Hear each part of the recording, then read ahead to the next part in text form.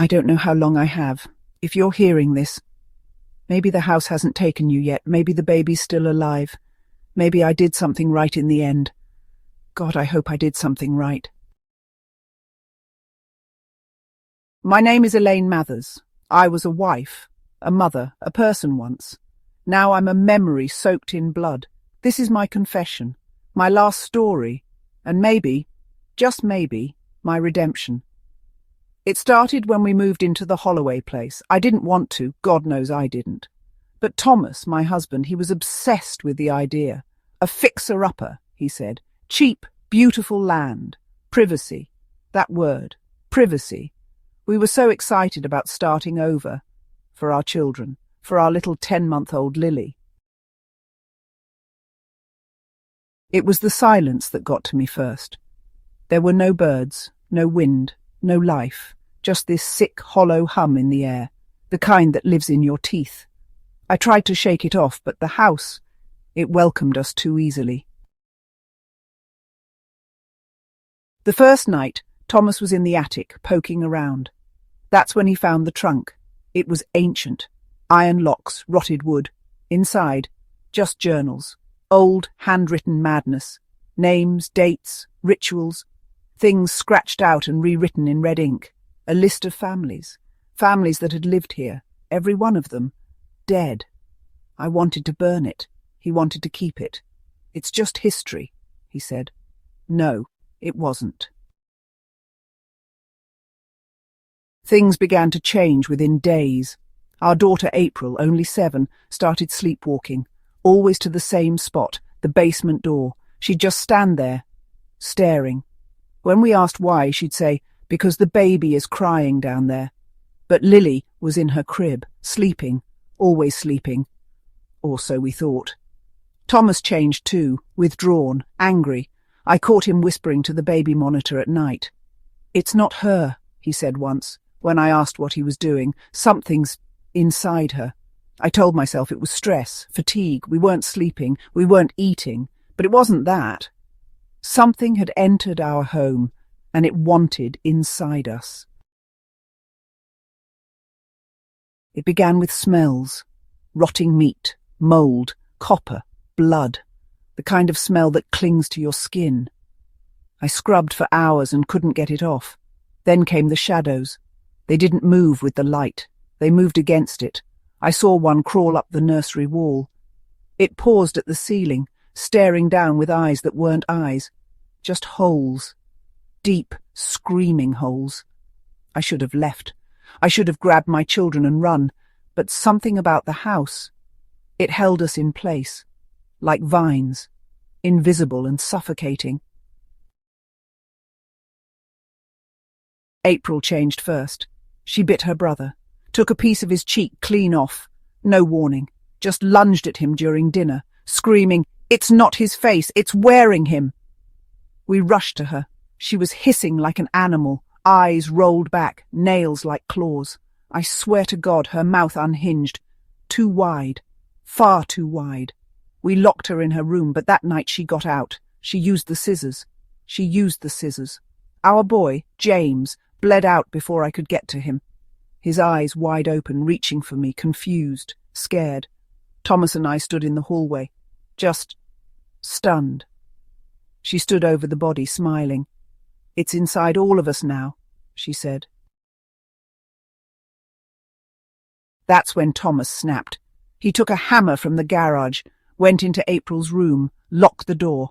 I pounded on it, screamed, the noises I heard, the wet sounds, the thuds.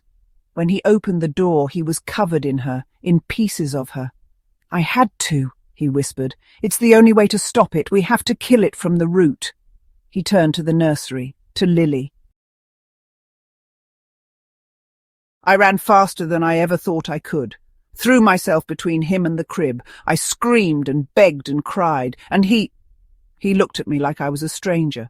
"She's not ours anymore," he said. "She invited it. I stabbed him. It wasn't a decision, it wasn't even a thought, just instinct. Kitchen knife, straight to the gut." He looked relieved. "Good," he whispered. "Now finish it." He bled out in the hallway. 3 children dead, 1 husband dying, and a baby in the crib, staring up at me, smiling too much, smiling like she knew. I couldn't take it. I ran, but I didn't get far. The doors were gone. Not locked, gone. Just smooth, blank walls where they used to be. The windows, black, not dark, black, as if light itself was afraid to enter. And Lily, she started to change. That baby monitor. She spoke through it. Not cries, words. "Come back, Mummy," it whispered. "I'm hungry. I was losing my mind. I know how this sounds, but this is real. This is real." I tried to starve it, refused to go to the nursery, but the house punished me. Lights would flicker with screams, screams of my children, their real voices, begging, April crying, James yelling, "Mum, help me!" It's biting me. "Mum!" And Thomas, whispering through the pipes, "You let it in," over and over, "You let it in." I nearly opened my wrists just to drown them out. Then something changed. Lily stopped crying. The house went silent. That should have been a blessing, but it was a warning. I opened the nursery door. She was gone. Just her crib. Empty. Bloodied. Symbols on the walls. Written in her handwriting. A 10-month-old. Writing. "No more hiding." That's what it said. That's... I searched the house for hours. Days, maybe. Time wasn't real anymore. I lived in a haze of blood, sweat, and tears. And then I saw her, in the mirror.